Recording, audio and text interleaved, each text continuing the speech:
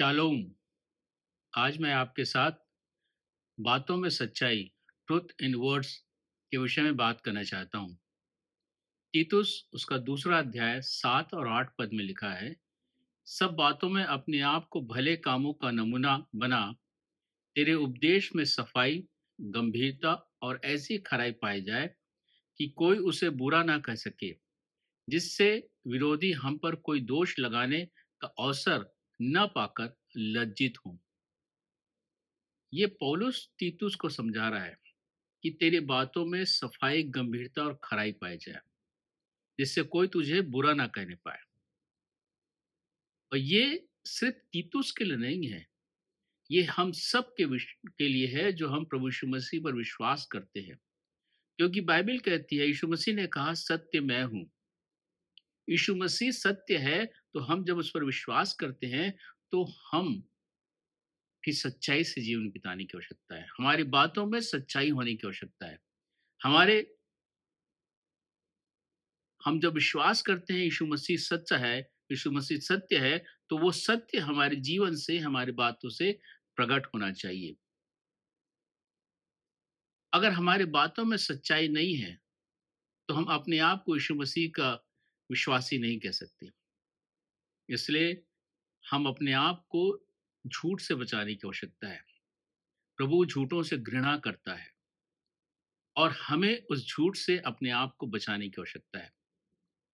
हम स्वभाव से झूठ बोल देते हैं, हमारे स्वभाव में झूठ है और हमें झूठ बोलने के लिए हमें कोई मेहनत करने की जरूरत नहीं पड़ती। लेकिन जब हम सच कहना चाहते हैं तो हमें मेहनत करने की आवश्यकता पड़ती है। और ये मेहनत हमें इसलिए करनी पड़ती है क्योंकि हम झूठ के आदी हो चुके रहते हैं। हमें अपने आप को झूठ से बचाना होगा, हमें अपने स्वभाव को छोड़ना होगा, क्योंकि हम प्रभु यीशु मसीह के विश्वास करने वाले लोग हैं। हमारा जो स्वभाव है, जो स्वभाव से ही हम झूठ बोलते हैं, उस स्वभाव को अपने जीवन से दूर करने की आवश्यकता है। एक सामान्य धारणा है कि यदि हम झूठ बोलते हैं और किसी के लिए वो लाभ का कारण होता है, तो झूठ बोल देना चाहिए। ये गलत बात है। ये बिल्कुल बाइबल सहमत नहीं है, बिल्कुल एक विश्वासी के लिए लागू नहीं होता है। हमें विश्वास में मजबूती से बने रहना है।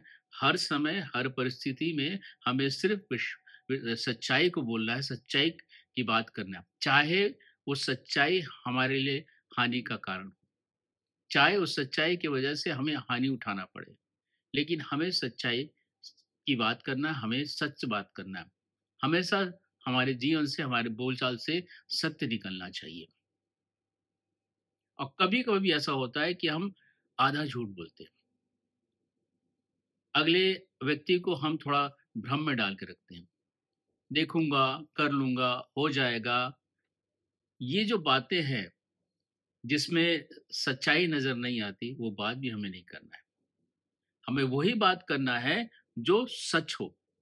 मत्ती 5:3 बोलता है, परंतु तुम्हारी बात हाँ की हाँ, ना की ना हो, क्योंकि जो कुछ इससे अधिक होता है वो बुराई होता है। इसलिए आधा झूठ भी हम विश्वासियों को बोलने की आवश्यकता नहीं है। ये हमारा आधा झूठ भी हमें अपने जीवन से दूर करने की आवश्यकता है, क्योंकि बाइबल यही कहती है कि तुम्हारी हाँ हाँ हो और ना ना हो। यदि हम किस चीज को नहीं कर सकते तो हमें उसी समय उस चीज के लिए मना करना पड़ेगा। यदि हम कोई चीज कर सकते हैं तो हमको ही उसी समय हाँ बोलना है। हमारी बातों में सच्चाई होनी चाहिए।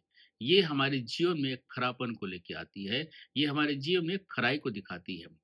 मत्ती 15:11 बोलता है, जो मुंह से जाता है वो मनुष्य को अशुद्ध नहीं करता, परंतु जो मुंह से निकलता है वही मनुष्य को अशुद्ध करता है।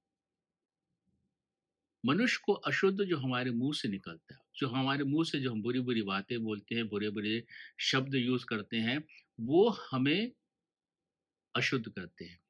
इसलिए हमें उस अशुद्धता से बचने के लिए हमें सच बोलने की आवश्यकता है।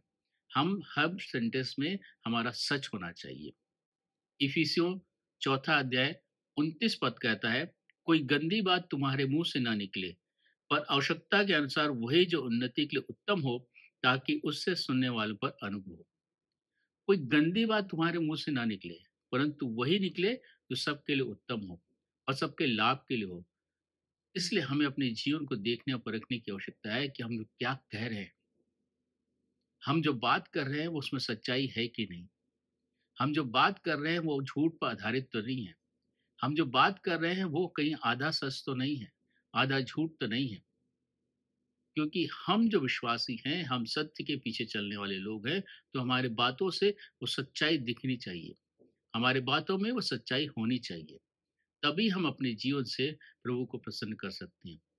और ये तब संभव है जब हमारे विश्वास में शुद्धता आएगी। हमारे विश्वास में शुद्धता होगी तो हमारे बातों में सच्चाई आएगी। और यही जीवन प्रभु यीशु मसीह हमसे चाहते हैं। इसलिए हमें अपने जीवन को देखना है, परखना है, जांचना है कि जब हम जो बात करते हैं वो बात में सच्चाई है कि नहीं।